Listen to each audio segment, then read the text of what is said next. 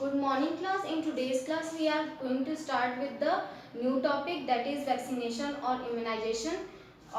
Before we start, first we revise our previous class content or previous topic, that was वो क्या था, immunity. What is immunity?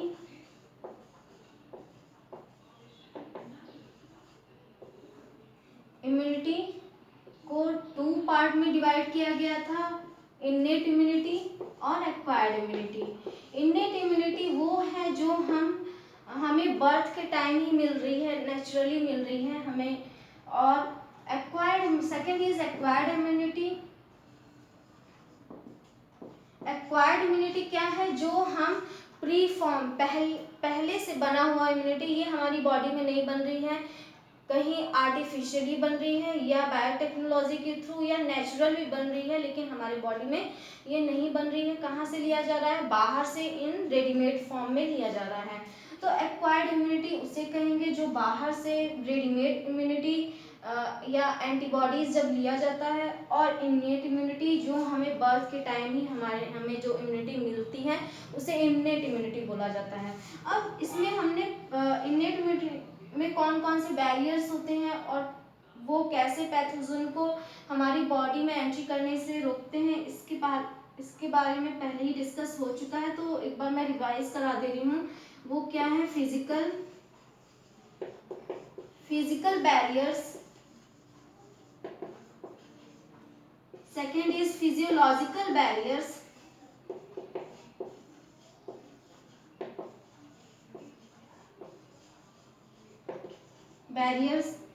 Third is cytological barriers.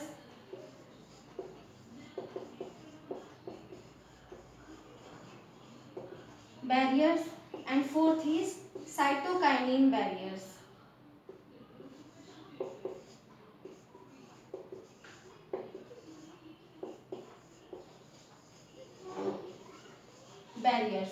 Acquired immunity में क्या क्या थे? Acquired immunity में हमने एक्टिव इम्यूनिटी और पैसिव इम्यूनिटी, दो तरीके के इम्यूनिटी डिस्कस हो गया था यहाँ पे.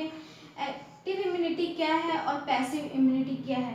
एक्टिव इम्यूनिटी एक्चुअली में ये स्लो है, लेकिन नाम से कैसा लग रहा है, ये बहुत एक्टिव है. और पैसिव इम्यूनिटी ये क्या है? Fast response.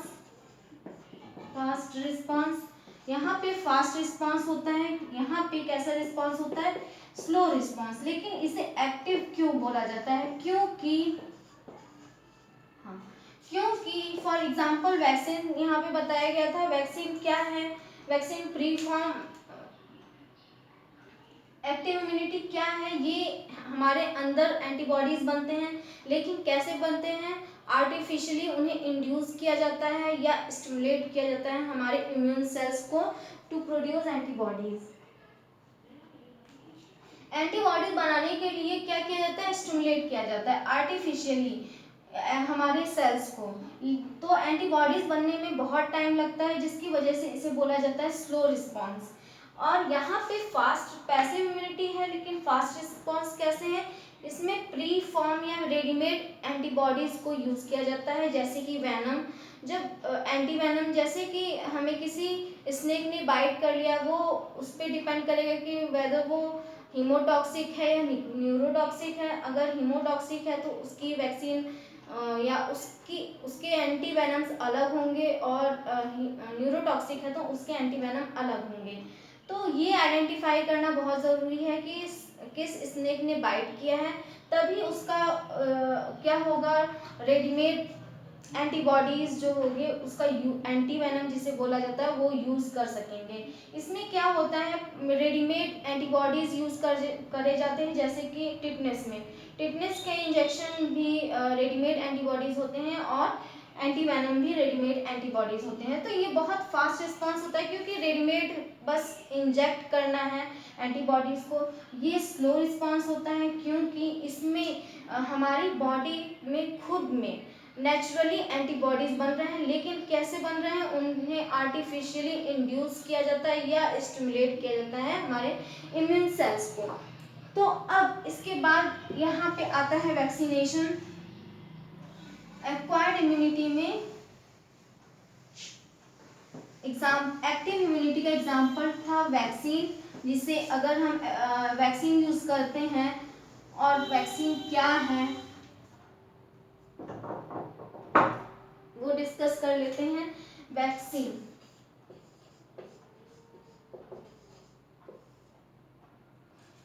वैक्सीन क्या है? अगर हम किसी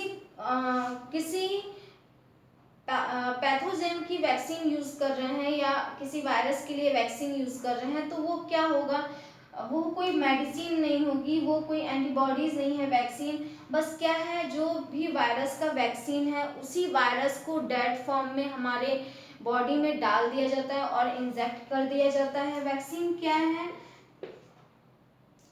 डेड और इनएक्टिव फॉर्म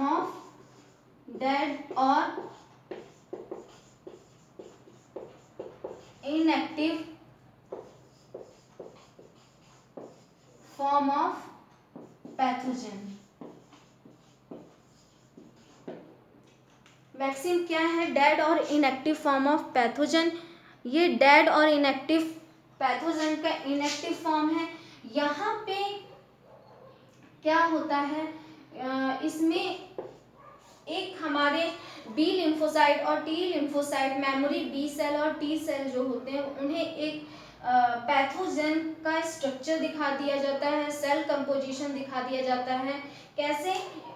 कैसे दिखाया जाता है इस पैथोजन को? अगर ये वायरस है तो वायरस कैसा है, वायरस का सेलुलर कंपोजिशन क्या होगा? ये कैप्सोमियर के बने होंगे, जो प्रोटीन कोट होगी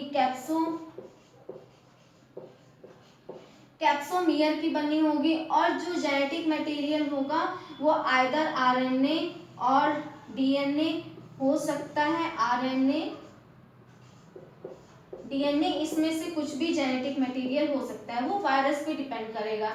अब फॉर एग्जांपल ये पोलियो, अगर ये पोलियो वायरस है और इसकी वैक्सीन बनाई गई है, तो क्या है वैक्सीन में? क्या है, सिर्फ ये जो पैथोजन है पोलियो वायरस, इसका क्या है, इसी को डाई करके और इनएक्टिव करके और ऐसा सोल्यूशन तैयार किया जाता है जिसमें ये इनएक्टिव रहे और इन्हें ओरली दे दिया जाता है।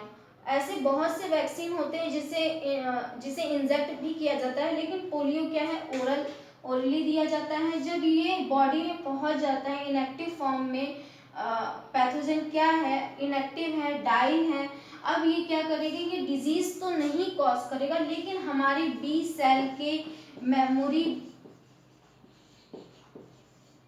बी लिम्फोसाइट्स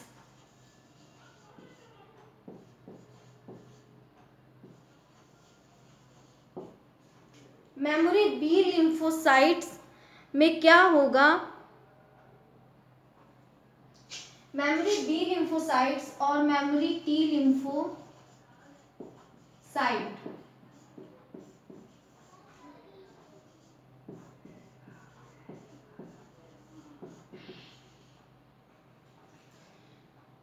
ये दो तरह के लिम्फेटिक सेल्स होती हैं और लिम्फोइड सेल होती हैं। ये क्या, इम्यून सेल, ये मेजर इम्यून सेल्स होती हैं। इनका फॉर्मेशन कहाँ होता है, बोन मैरो में। तो ये बोन मैरो में इनका फॉर्मेशन होता है, लेकिन कि ये कहाँ, ब्लड सेल्स, ये वापस से ब्लड हमारे सर्कुलेटरी सिस्टम में आ जाते हैं और इंटरस्टिशियल फ्लूइड में आ जाते हैं। तो अब इनका काम क्या रहता है, जब ये डेड इनएक्टिव फॉर्म में, जब virus in the form of vaccine में ओरली दे दिया जाता है, एग्जाम्पल है पोलियो वायरस का एग्जाम्पल है, जब ये दे दिया जाता है तो एक्चुअली में होता क्या है, मेमोरी बी सेल के पास अब एक मेमोरी इसकी बन जाती है कि इन फ्यूचर जो वायरस अटैक करने वाला है उसका स्ट्रक्चर, उसका कंपोजिशन, वो दिखता कैसा है, उसका सेलुलर कंपोजिशन क्या है, जेनेटिक मटेरियल क्या है, ये सारी इंफॉर्मेशन मेमोरी बी सेल और टी लिम्फोसाइट सेल्स में आ जाती हैं। जब ये बी लिम्फोसाइट्स और टी लिम्फोसाइट्स में ये इंफॉर्मेशन आ जाती है, तो ये क्या करते हैं, ये सिंपल बस इनका काम है, इन फ्यूचर जब भी ये वायरस इन बॉडी पर अटैक करेगा,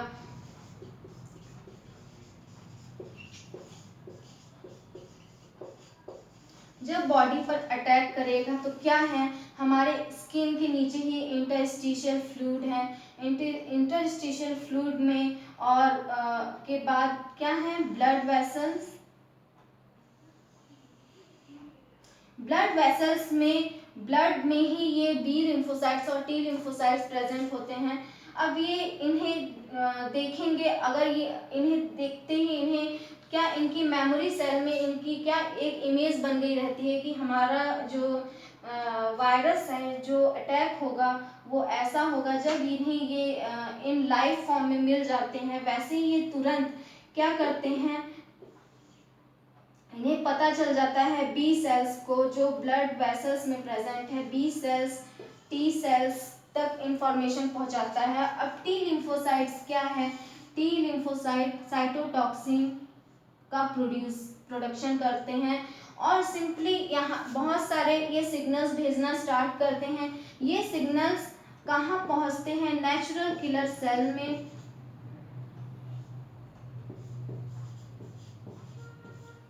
नेचुरल किलर सेल,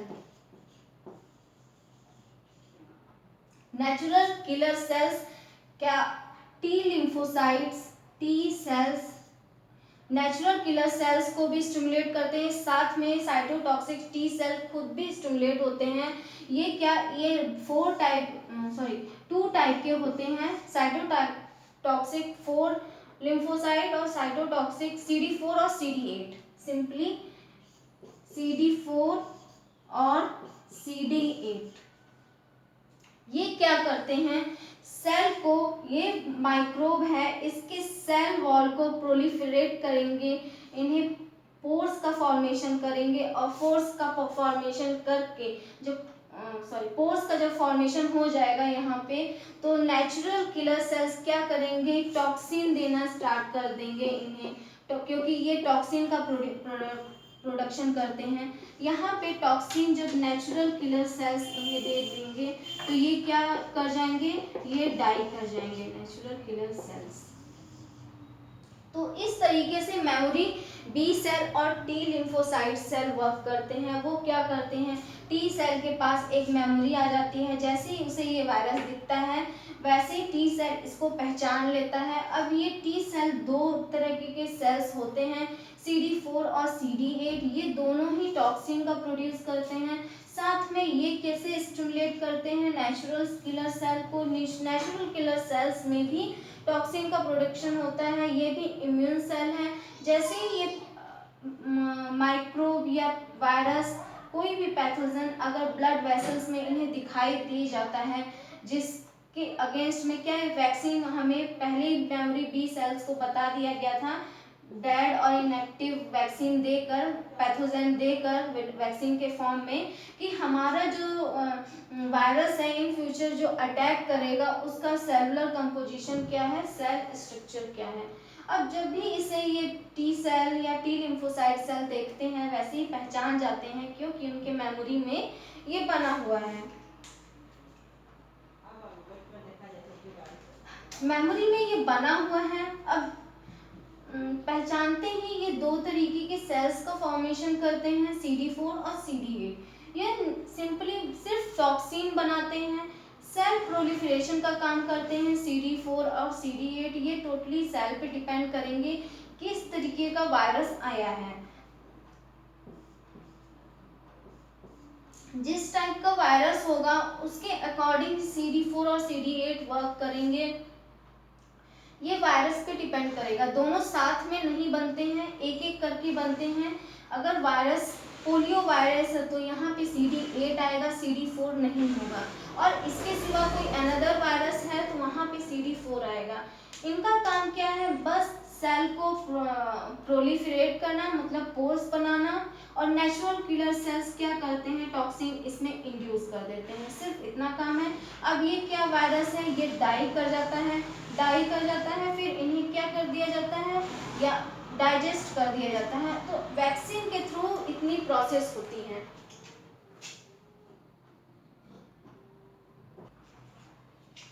इसी को क्या बोला जाता है, वैक्सीनेशन। जितना वैक्सीनेशन और इम्यूनाइजेशन, इसी प्रोसेस को वैक्सीनेशन और इम्यूनाइजेशन बोला जाता है।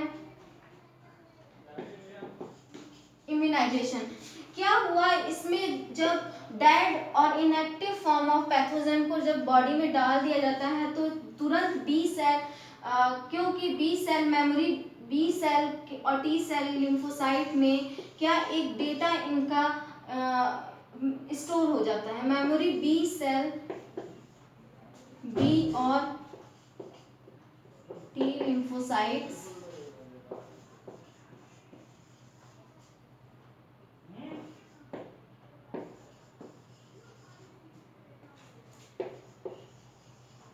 इसका, इस पैथोजन का पूरा detail composition, cellular composition present होता है। वो कैसा है, सेलुलर कंपोजिशन कैसा स्ट्रक्चर है, कैसा कंपोजिशन है, प्रोटीन कैसी है, जेनेटिक मटेरियल पूरा बी लिम्फोसाइट और टी लिम्फोसाइट में आ जाता है। अब ये क्या करते हैं, सेकंड काम क्या है, जैसे ही ये वायरल अटैक होता है वैसे ही ये तुरंत रिकॉग्नाइज कर लेते हैं। तो बी सेल क्या करते हैं, T lymphocyte cell, B and T lymphocyte cell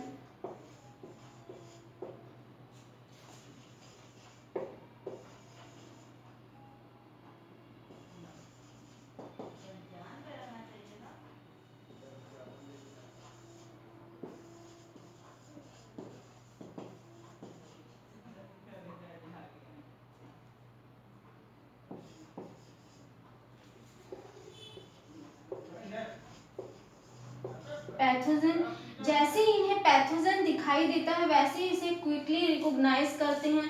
फिर क्विक रिकॉग्नाइज करने के बाद क्या होता है, बी सेल, बी और टी सेल किसको इंड्यूस करते हैं, प्लाज्मा सेल्स को।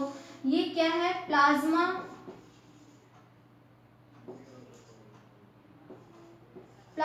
सेल्स, प्लाज्मा सेल को इंड्यूस करते हैं। किस लिए इंड्यूस करते हैं, मैसिव प्रोडक्शन ऑफ एंटीबॉडीज के लिए। तो दे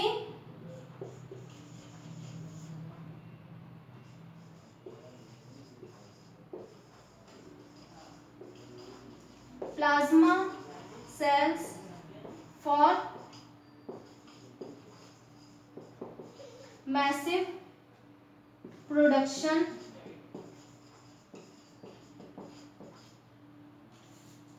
ऑफ एंटीबॉडीज।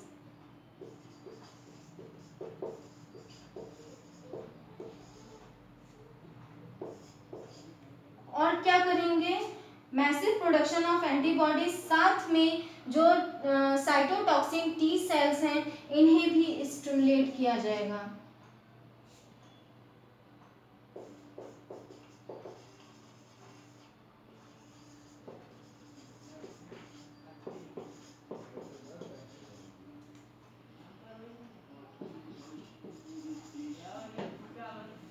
तो इतना वर्क होता है वैक्सीनेशन और इम्यूनाइजेशन। अब नेक्स्ट टॉपिक है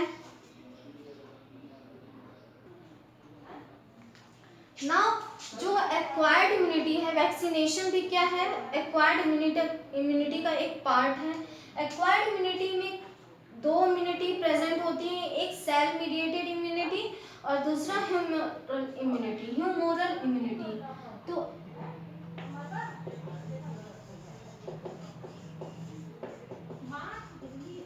एक्वायर्ड इम्यूनिटी में दो तरीके से इम्यूनिटी वर्क करती हैं। ये इम्यूनिटी क्या है, पहला ह्यूमोरल इम्यूनिटी,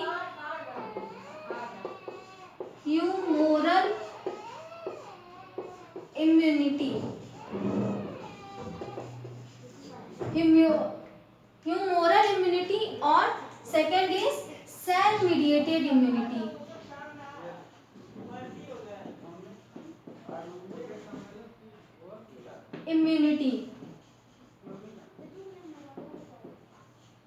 ह्यूमोरल इम्यूनिटी और cell mediated immunity.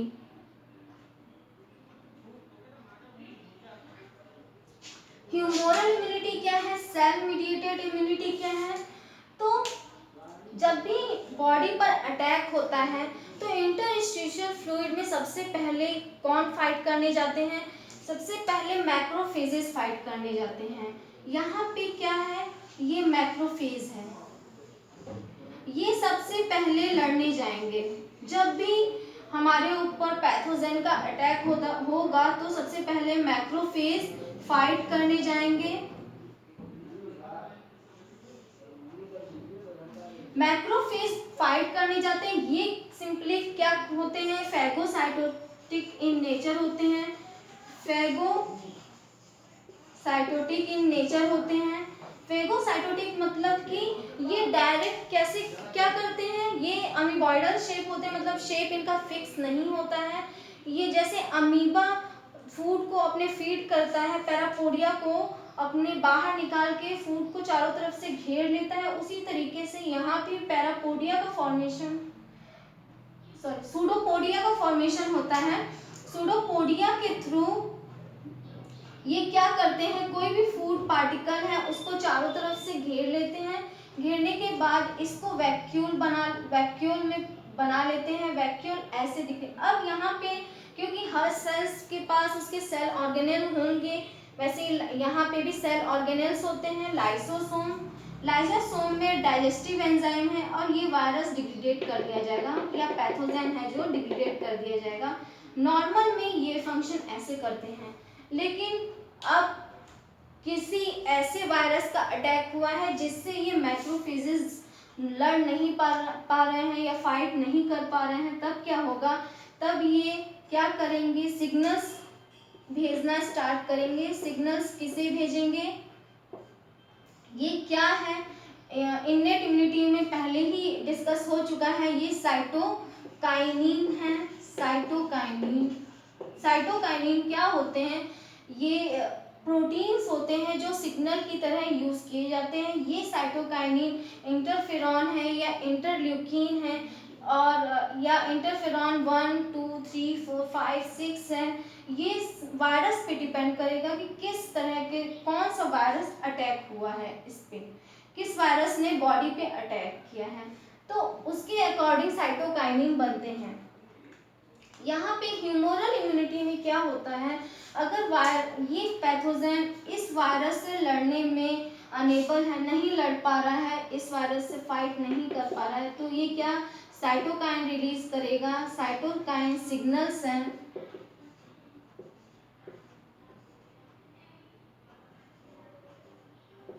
Signalling molecules हैं।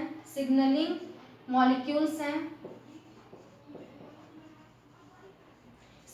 मॉलिक्यूल्स कहां पर जाएंगे? प्लाज्मा सेल्स के पास। ये प्लाज्मा सेल्स हैं। प्लाज्मा सेल्स किसका प्रोडक्शन स्टार्ट कर देंगे? तुरंत जैसे ही सिग्नल मिलेगा वैसे ही ये एंटीबॉडीज की एक आर्मी बनाना स्टार्ट कर देंगे, मैसिव एंटीबॉडीज बनाना स्टार्ट कर देंगे इन ह्यूज अमाउंट और इन लार्ज अमाउंट में। ये एंटीबॉडीज कहाँ भेज दिया जाएगा? ये एंटीबॉडीज वहां भेजा जाएगा जहां से ये सिग्नल आ रहा है। अब फॉर एग्जांपल अगर इंटरस्टिशियल फ्लूइड पे मैक्रोफेजेस फाइट करते टाइम डाई कर गए हैं, डाई करते टाइम ये क्या साइटोकाइनिन सिग्नल्स फॉर्म कर देते हैं। ये सिग्नल कहाँ रिलीज कर दिए जाते हैं? सर्कुलेटरी सिस्टम में। सर्कुलेटरी सिस्टम के थ्रू ये प्लाज्मा सेल्स को रिसीव हो जाते हैं सिग्नल। अब प्लाज्मा सेल तुरंत एंटीबॉडीज का फॉर्मेशन करना स्टार्ट कर देता है। अब ये एंटीबॉडीज वहां भेज दिए जाएंगे जहां से सिग्नल आ रहा था, यहाँ पे। अब ये एंटीबॉडीज क्या करेंगे? जो वायरस यहाँ पे अटैक कर रहे थे उन्हें क्या करेंगे? एक एक को पकड़ना स्टार्ट करेंगे। एक एक को कैसे पकड़ेंगे? जब हम लोग स्ट्रक्चर डिस्कस करेंगे एंटीबॉडीज का स्ट्रक्चर कैसा होता है, तब वो वहाँ पे डिस्कस हो जाएगा कि यहाँ पे ये कैसे कैच करते हैं और कैसे पकड़ते हैं। ये बस क्या करेंगे? इसका एक प्रेसिपिटेट फॉर्मेशन कर देंगे, सबको इकट्ठा करके कोएगुलेट कर देंगे, जिससे ये क्या इधर उधर नहीं भटकेंगे, इधर उधर जाके और सेल हमारी बॉडी की अदर सेल्स को इन्फेक्ट नहीं कर पाएंगे और फिर इन्हें डाइजेस्ट कर दिया जाएगा। तो ह्यूमरल इम्यूनिटी में सिंपली क्या हुआ, ये एंटीबॉडीज मीडिएटेड इम्यूनिटी है। यहाँ पे क्या फंक्शन करती है, एंटीबॉडीज वायरस पे अटैक करती हैं, तो ये एंटीबॉडी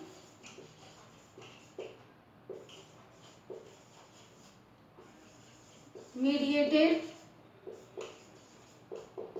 इम्यूनिटी है। एंटीबॉडीज मीडिएटेड इम्यूनिटी है। यहाँ पे क्या होता है, साइटोकाइनिन बस सिग्नल मिलते हैं प्लाज्मा सेल्स को। प्लाज्मा सेल्स ह्यूज नंबर में, मैसिव नंबर में एक एंटीबॉडीज की आर्मी बनाना स्टार्ट कर देती है और आर्मी को कहाँ भेजा जाता है, इन पैथोजेन से लड़ने के लिए जहाँ से सिग्नल मिल रहा था वहाँ पे भेज दिया जाता है। ये कोगुलेट करना स्टार्ट कर देते हैं, इन सभी का प्रेसिपिटेट बनाना स्टार्ट कर देते हैं और इन्हें डाइजेस्ट कर दिया जाता है। अब what happen in cell mediated immunity, यहाँ पे क्या होता है सेल मीडिएटेड इम्यूनिटी, तो हमने इससे पहले भी डिस्कस कर लिया है। जब भी पैथोजेन का अटैक होगा तो सबसे पहले वहाँ पे फाइट करने सिर्फ मैक्रोफेजेस ही जाएंगे। तो यहाँ पे भी यही ऐसा ही होता है, यहाँ पे भी फाइट करने मैक्रोफेजेस जाते हैं। मैक्रोफेजेस सेम वैसे ही जाते हैं, वैसे ही वायरस को इनगल्फ करने की कोशिश करते हैं, लेकिन क्या होता है, ये वायरस कैसा है, पावरफुल है in comparison to macrophages. Macrophage comparison में ये वायरस कैसा है,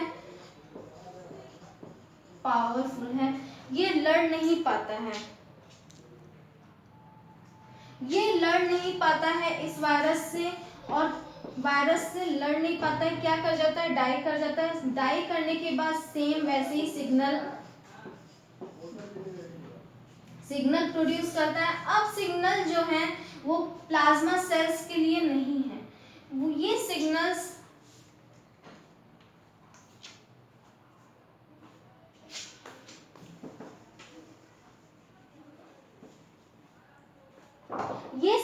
प्लाज्मा सेल के लिए नहीं होते हैं, ये सिग्नल होते हैं साइटोटॉक्सिक टी सेल और सिंपली टी लिम्फोसाइट सेल के लिए होते हैं।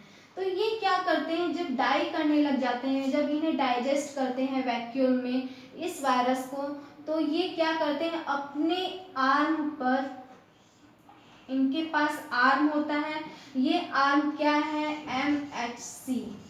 MHC है, जो पॉलीपेप्टाइड चेन का बना होता है। MHC पर क्या करते हैं, ये इस वायरस के एक टुकड़े को या एक सेल पार्ट को, वायरस के एक सेलुलर पार्ट को क्या करते हैं, शो करने लग जाते हैं। यहाँ पे क्या वायरस के एक पार्ट को शो करेंगे कि जो अटैक हुआ है सेल पर और मैक्रोफेजेस पे जो अटैक हुआ या हमारे ऊपर जो अटैक हुआ है, उस वायरस का ये कंपोजिशन है, शो कर दिया जाएगा किस पर, MHC पर। सभी सेल के पास MHC होता है, मेजर हिस्टोकम्पैटिबिलिटी कॉम्प्लेक्स इसे बोला जाता है। तो इसका फुल फॉर्म क्या है, major histocompatibility complex. Major histocompatibility complex, ये क्या है, MHC मेजर हिस्टोकम्पैटिबिलिटी कॉम्प्लेक्स। ये क्या है, सिर्फ एक पॉलीपेप्टाइड चेन होती है, इस पर क्या किया जाता है, वायरस के एक छोटे पार्ट को शो कर दिया जाता है और सिंपली सेलुलर कंपोजिशन को शो कर दिया जाता है। अब ये रिसीव किससे होता है, रिसीव फिर टी सेल्स से होता है, रिसीव टी सेल से कर लिया जाता है। ये क्या है, T cell, T lymphocyte cell. T lymphocyte cell के पास भी MHC होता है, ये क्या करते हैं, इसको रिकॉग्नाइज कर लेते हैं, इसको रिकॉग्नाइज कर लेते हैं MHC के थ्रू, मेजर हिस्टोकम्पैटिबिलिटी कॉम्प्लेक्स के थ्रू इसे रिकॉग्नाइज कर लेते हैं। अब आइदर ये साइटोटॉक्सिक टी सेल का फॉर्मेशन कर, T lymphocyte cell, T helper cell का फॉर्मेशन आइदर करेंगे, या वो वायरस पे डिपेंड करेगा, टी हेल्पर सेल और cytotoxic T cell, TC cells, cytotoxic T cells का फॉर्मेशन करेंगे। ये कैसे होते हैं?